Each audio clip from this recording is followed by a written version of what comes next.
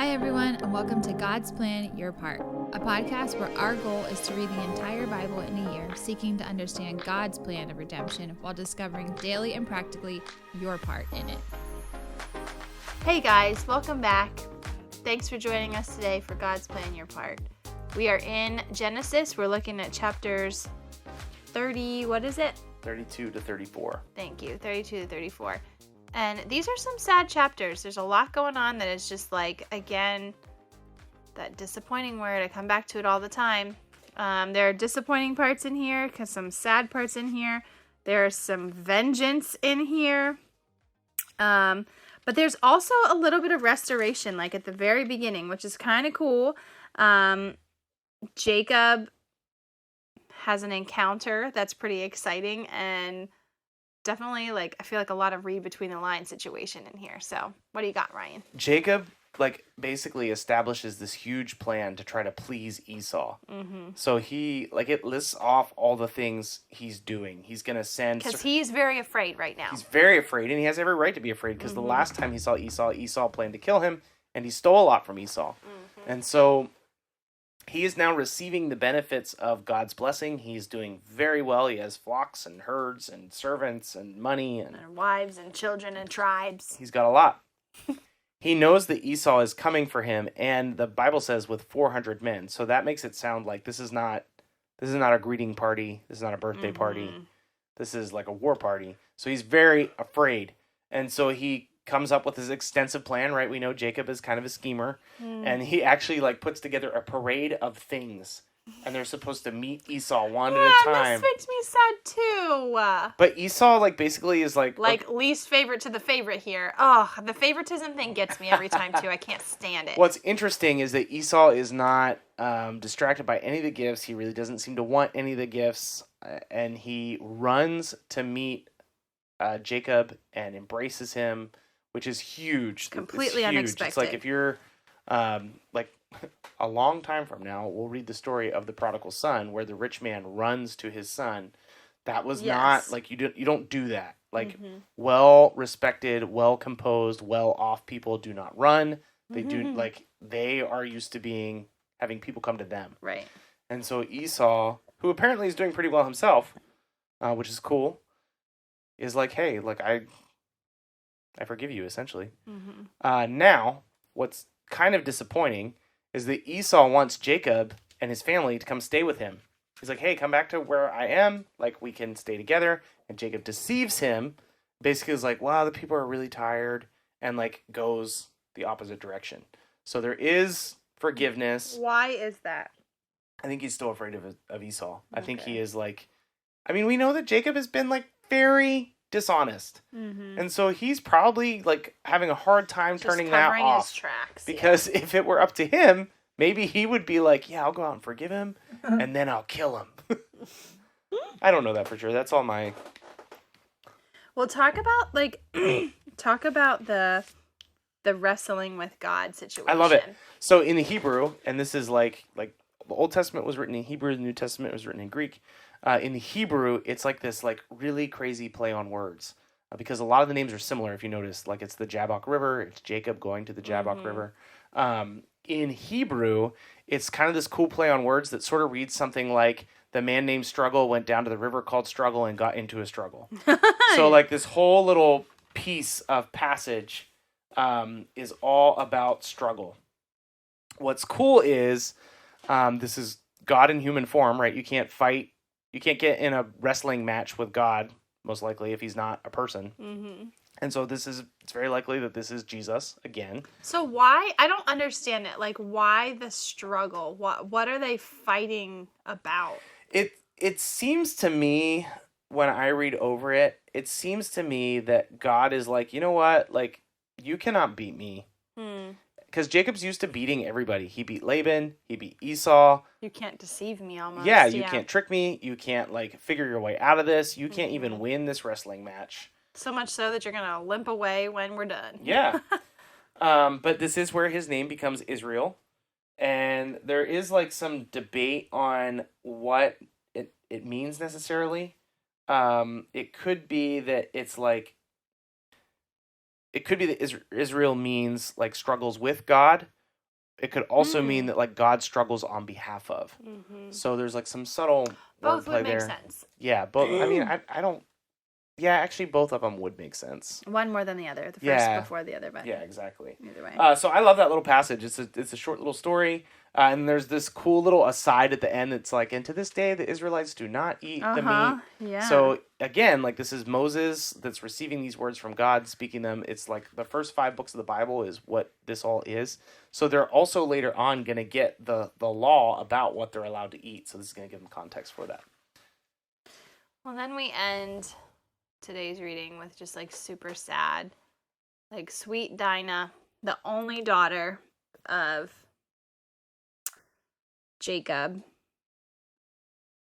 basically gets completely taken advantage of. She gets raped. Yeah. And the brothers, her actual brothers, are furious. All the brothers are furious. Right. But specifically the ones that are like full out blood related to her are like so angry and just kind of take matters into their own hands, destroying an entire city after, again, deceiving those individuals within the city.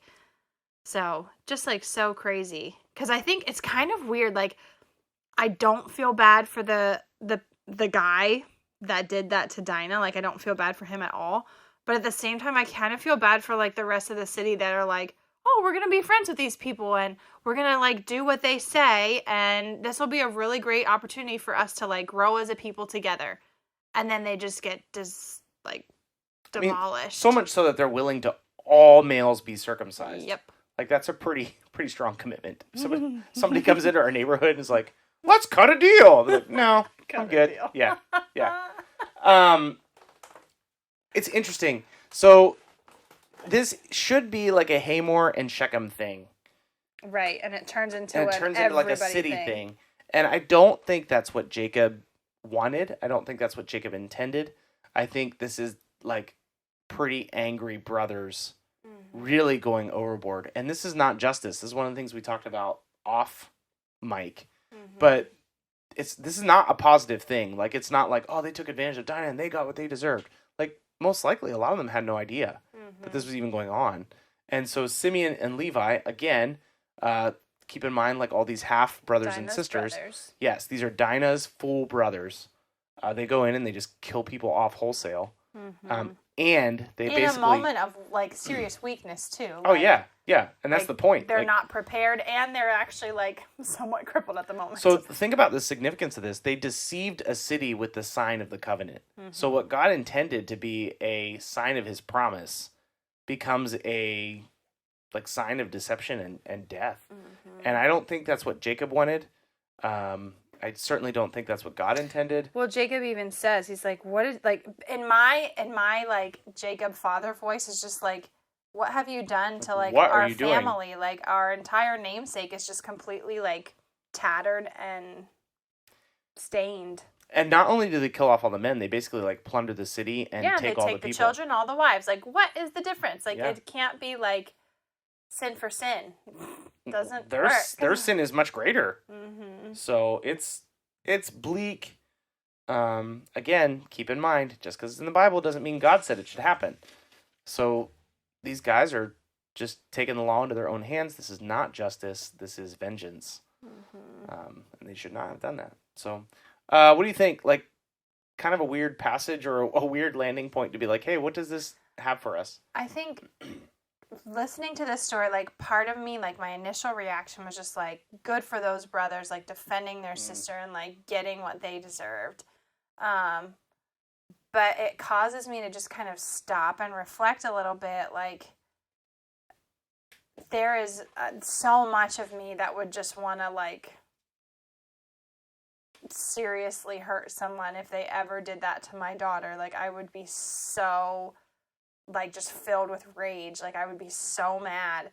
But at the same time, remembering that no matter what I would do physically or like verbally or whatever to someone else is not going to take away the pain of the suffering that happened because of that event. It's just going to add to the problem and make it even worse. So just, I guess considering relationships and all the things, like obviously, hopefully not to this extent, but I think just knowing when to just have like that self-control and just peace within situations that just like fill us with intense rage and frustration and anger, what's going to add to the situation for the better or the worse, and really evaluate those before making a decision, because it does have lasting impacts. I realize that it's not the same level of offense and stuff, but there is a possible comparison within these 3 chapters.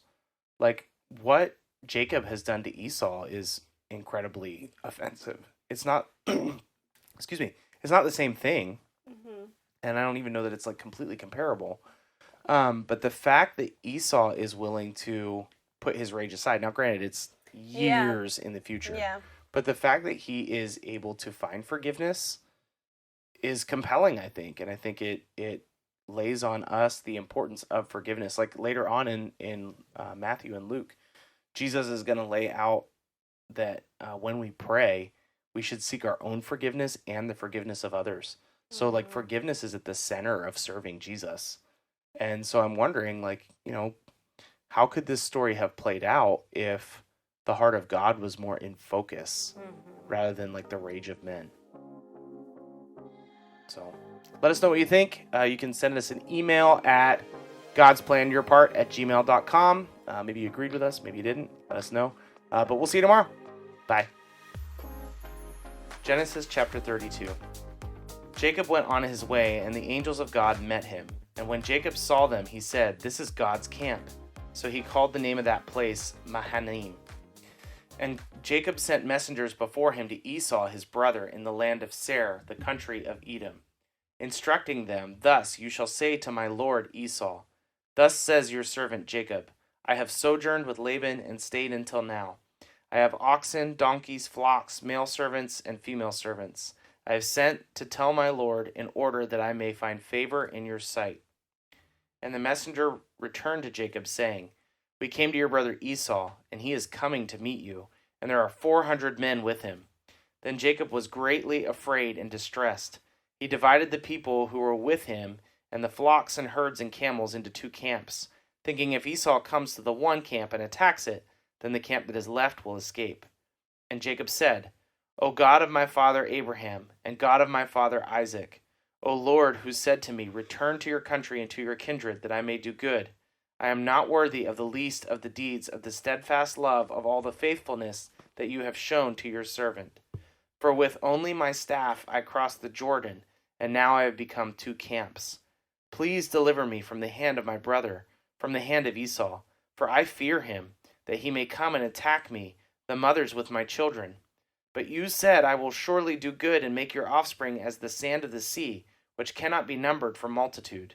So he stayed there that night, and from what he had with him he took a present for his brother Esau: 200 female goats and 20 male goats, 200 ewes and 20 rams, 30 milking camels and their calves, 40 cows and 10 bulls, 20 female donkeys and 10 male donkeys. These he handed over to his servants. Every drove by itself. And he said to his servants, "Pass on ahead of me, and put a space between drove and drove." He instructed the first, "When Esau my brother meets you and asks you, 'To whom do you belong? Where are you going? And whose are these ahead of you?' Then you shall say, 'They belong to your servant Jacob. They are a present sent to my lord Esau, and moreover he is behind us.'" He likewise instructed the second and the third and all who followed the droves. "You shall say the same thing to Esau when you find him. And you shall say, 'Moreover, your servant Jacob is behind us. For he thought I may appease him with the present that goes ahead of me, and afterward I shall see his face. Perhaps he will accept me.' So the present passed on ahead of him, and he himself stayed that night in the camp. The same night he arose and took his 2 wives, his 2 female servants, and his 11 children, and crossed the ford of the Jabbok. He took them and sent them across the stream and everything else he had, and Jacob was left alone. And a man wrestled with him until the breaking of day. When the man saw that he did not prevail against Jacob, he touched his hip and socket, and Jacob's hip was put out of joint as he wrestled with him. Then he said, "Let me go, for the day has broken." But Jacob said, I will not let you go unless you bless me. And he said to him, What is your name? And he said, Jacob. Then he said, Your name shall no longer be called Jacob, but Israel, for you have striven with God and with men, and have prevailed. Then Jacob asked him, Please tell me your name. But he said, Why is it that you ask my name? And there he blessed him. So Jacob called the name of the place Peniel, saying, For I have seen God face to face, and yet my life has been delivered. The sun rose upon him, and as he passed Peniel, limping because of his hip. Therefore, to this day, the people of Israel do not eat the sinew of the thigh that is on top of the hip socket, because he touched the socket of Jacob's hip on the sinew of the thigh. And Jacob lifted up his eyes and looked, and behold, Esau was coming, and 400 men with him. So he divided the children among Leah and Rachel, and the 2 female servants. And he put the servants with their children in front, then Leah with her children, and Rachel and Joseph last of all. He himself went on before them, bowing himself to the ground 7 times until he came near to his brother. But Esau ran to meet him and embraced him, and fell on his neck and kissed him, and they wept. And when Esau lifted up his eyes and saw the women and children, he said, Who are these with you? Jacob said, The children whom God has graciously given your servant. Then the servants drew near, and their children, and bowed down. Leah likewise and her children drew near and bowed down. And last, Joseph and Rachel drew near, and they bowed down. Esau said, What do you mean by all this company that I met? Jacob answered, To find favor in the sight of my Lord. But Esau said, I have enough, my brother. Keep what you have for yourself. Jacob said, No, please, if I have found favor in your sight, then accept my present from my hand. For I have seen your face, which is like the face of God, and you have accepted me. Please accept my blessing that is brought to you, because God has dealt graciously with me, and because I have enough. Thus he urged him, and he took it. Then Esau said, Let us journey on our way, and I will go ahead of you. But Jacob said to him, My Lord knows that the children are frail, and that the nursing flocks and herds are a care to me. If they are driven hard for one day, all the flocks will die. Let my Lord pass on ahead of his servant, and I will lead on slowly at the pace of the livestock that are ahead of me, and at the pace of the children, until I come to my Lord in Seir. So Esau said, Let me leave with you some of the people who are with me. But he said, What need is there? Let me find favor in the sight of my Lord. So Esau returned that day on his way to Seir. But Jacob journeyed to Succoth and built himself a house and made booths for his livestock. Therefore the name of the place is called Succoth. And Jacob came safely to the city of Shechem, which is the land of Canaan, in the land of Canaan, on his way from Padan Aram, and he camped before the city. And from the sons of Hamor, Shechem's father, he brought for 100 pieces of money the piece of land on which he had pitched his tent. There he erected an altar and called it El Elohe Israel. Now Dinah, the daughter of Leah, whom she had borne to Jacob, went out to see the women of the land. And when Shechem the son of Hamor the Hivite, the prince of the land, saw her, he seized her and lay with her and humiliated her. And his soul was drawn to Dinah, the daughter of Jacob. He loved the young woman and spoke tenderly to her. So Shechem spoke to his father Hamor, saying, Get me this girl for my wife. Now Jacob heard that he had defiled his daughter Dinah, but his sons were with his livestock in the field. So Jacob held his peace until they came. And Hamor, the father of Shechem, went out to Jacob to speak with him. The sons of Jacob had come in from the field as soon as they heard of it, and the men were indignant and very angry, because he had done an outrageous thing in Israel by lying with Jacob's daughter, for such a thing must not be done. But Hamor spoke with them, saying, The soul of my son Shechem longs for your daughter. Please give her to him to be his wife. Make marriages with us. Give your daughters to us, and take our daughters for yourselves. You shall dwell with us, and the land shall be open to you. Dwell and trade in it, and get property in it. Shechem also said to her father and to her brothers, Let me find favor in your eyes, and whatever you say to me I will give. Ask me for as great a bride price and gift as you will, and I will give you whatever you say to me.